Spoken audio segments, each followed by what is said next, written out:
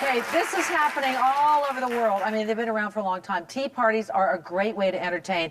And who better to show us how to throw a fantastic, fabulous tea party than, please welcome, Sebastien. Thank you, darling. And I tell you, I want to know how to do this properly, and it all looks beautiful, but I love Downton Abbey. Great show. And every time they have tea, I'm going, I want to know how to do this properly. So here you come in. Absolutely. I mean, we're going to talk about tea parties. But what's interesting is we actually do a ton of tea parties. Do you? Yeah. Now, I mean, it's become even more popular now because of the show, but it's something that just seems to be a theme that people go to sometimes because it has this sort of elegance and it's fun to do, but it's also a lot easier than a lot of other types of entertaining because it's that meal right in between. Okay, there's a difference, which I did not know you're going to explain right now, between high tea and afternoon tea. So in North America, most people call this high tea. Ah. However, it's really afternoon tea. So the difference between high tea and afternoon tea is that high tea is served actually closer to the dinner hour, and it's more of like a meat and potatoes sort of snack that goes with the tea, while this is a little bit more of a sweet and savory. So it's really afternoon tea. Yeah. But as far as I'm concerned, call it whatever you want. If you're doing high tea or afternoon tea, it's still tea and it's lots of fun. Here's some stats. I bet you didn't know this. Afternoon tea started in England in the 17th century. It gained popularity during Queen Victoria's time, right? Yep, very. It was a way to sort of they were gossiping. They were gossiping. Yeah. They said it was a way to bridge, lunch with dinner, but they were just gossiping. It was gossip. Come on, they were doing that. And then also with the difference between the regular afternoon tea and the high tea is specifically because they wanted to let the staff go to church on Sundays, right? Yes, in that time and on Downton Abbey, when you watch the show, they get half a day off per week. Very, very generous schedule for the staff.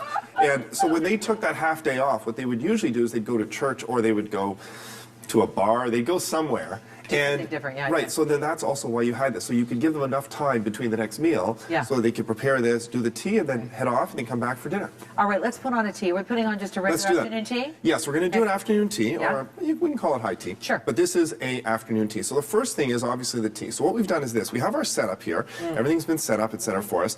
The tea is what we're going to start with. Now, what I've done is one thing to do with teapots is that before you actually use it to serve the tea it's a good idea to fill it up with boiling water or hot water, warm water, to actually warm it up first. So we've actually put a little bit of water in here. I'm just going to empty that out because that's all done. And then... that warms up the whole container. Exactly. So if you feel now, that was not even that much water, but now feel that. Oh, the whole thing's warm. It's nice and warm. Okay, so that, again, it keeps your tea warmer longer. Yeah. So next step is actually we're going to add our tea. So what you typically do is about 10 ounces of water per person for tea. And what we do is we add, the rule is you add 1 scoop per person. Of loose tea. Loose tea. I'm adding no little ball or anything. I'm putting it right in. So 1, 2, and then you add 1 for the teapot. So it's 1 per person, 1 for the teapot. Okay? Sounds like we're just trying to be generous for the teapot, but it really ends up with us. Okay, so good. we're all good. All right. So the next. What kind of tea are you using there? Well, right now I'm using actually a berry tea, so it's got a really, really nice infusion to it, and we have a whole bunch of teas here. But really, again, that's part of the idea of tea is do whatever it is that you want to. Get a little bit interesting with it, have some fun. Yeah, and there's so many great teas out nowadays. Oh, for sure. Here we're using Sloan teas, and they've got a great variety. Next thing I'm going to do is add the hot water. Okay, so I've got, this is called a samovar. Most people don't have one of these at home. No worry, you can use a kettle, no problem. And what we're going to do is we're going to fill it up. And what I'm going to do is I'm going to let that steep for about 3 to 4 minutes. Now, one thing that's interesting about high tea or afternoon tea is that even if you do watch the show, you notice that the servants serve all the food. So they make little plates for each of the guests, et cetera, but they don't actually serve the tea. Who serves the tea? The master or the mistress of the house actually serves the tea. And the reason why is because it's almost like, well, it's a tradition, it's a sign of respect. So I would serve you tea. The servants would serve everything else, and then I would actually serve you tea so I can ask you how you like your tea, etc. That being said, obviously everything is laid out for them ahead of time, etc. But it's an old tradition that they do, and it's actually a nice one. Very personal. Very personal. Yeah. So we're going to let that steep for a second. We're going to talk a bit about the food. Let's talk about the food. So, all so precious. Isn't it gorgeous? Yes. I love this too. Now, afternoon tea, high tea, again, it comes back to the rules. There's all these etiquette rules, and actually there's a reason for each one.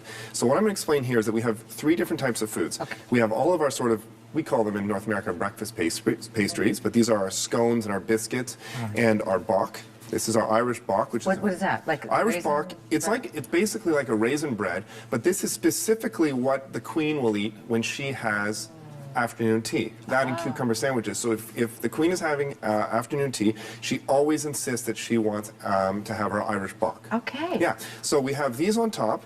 Then we have our sweets. and then we have our more traditional tea sandwiches. Our sandwiches without the crust on. Exactly. Now, here's what's neat, is that you present them in this order, but you don't actually eat them in this order. You start here with the tea sandwiches, then you go to the scones, and then you go to the sweets. So you wonder why, like why bother? Let's just put them in the right order and eat them that way. Right. Well, the reason why is, again, it comes back to tradition, is first of all, you need more room for the tea sandwiches because typically they take up more room. But here's what's interesting. Scones used to be served warm. So what they would do is they'd put the warm scones on top and then they'd cover them with a cloche, which is the cover. Right. So the idea is you eat the sandwiches, then you'd remove the cloche, go to here, and then finally go to the sweets. Little treat. Yeah. That's interesting. Oh my gosh, this is so great.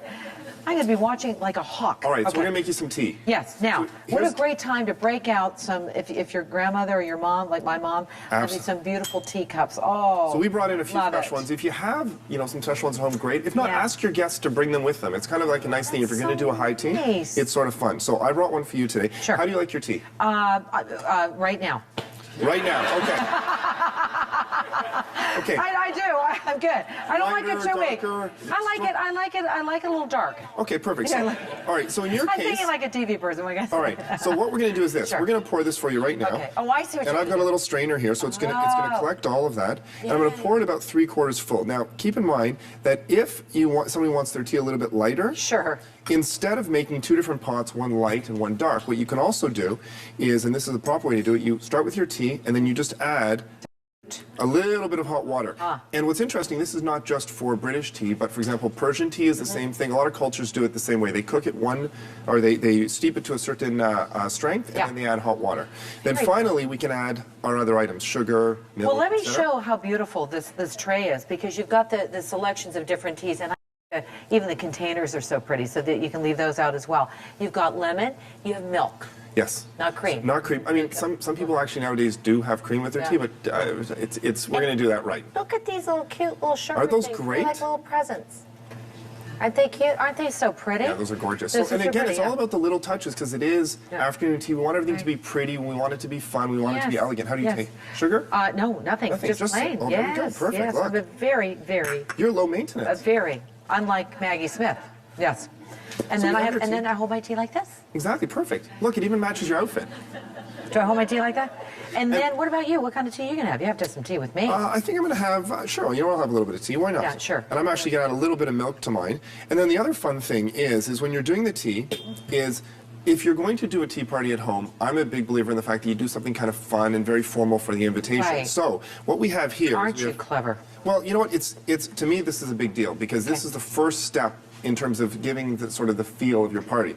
So here I did 2 samples. One of them was just a simple card we printed out, and we actually just glued a little teaspoon. It's actually an espresso spoon. We got them at the dollar store or something for 25 cents or 4 for $1. Just made a really, really nice sort of setting for it. And the other one, this is a little bit more of a formal one that we did for one of our clients. And the idea is inside is an antique teacup. It's all wrapped up and everything, so it arrives, and then they bring their teacup with them to the party. And the invitation's on the top of the box? Right there on the top. Isn't that nice? And what time, just before we go, what time would you have an afternoon tea? What's the right time to do this? Okay, the right time to do an afternoon tea is, well, usually around 3 to 4 o'clock. 3 to 4? It's between lunch and dinner, depending on what time your dinner is. Okay. But again, it's a lot of fun to do this, because everybody knows brunch. So brunch is very North American. We're combining breakfast and lunch, and now there's that lunch and dinner, dinner, right? Well, dinner. Yeah, it happens. We do it on Sunday nights. So it's, everybody's in a rush, want to get the kids to bed, et cetera, et cetera. But the all about actually prolonging the meals and sort of giving yourself time in between and making it a little bit more relaxing. So it's a great idea to do this, on a Sunday or when you have some time to do it, and just bring back this old tradition. I love it. I thank you for breaking it down for us. Everyone in our audience is going to go home with a beautiful tea gift set from Sloan Fine Tea Merchants. We thank you for that. Cheers. Thank you for having me at your tea party. We do have to take a break. Thank you, Sebastien.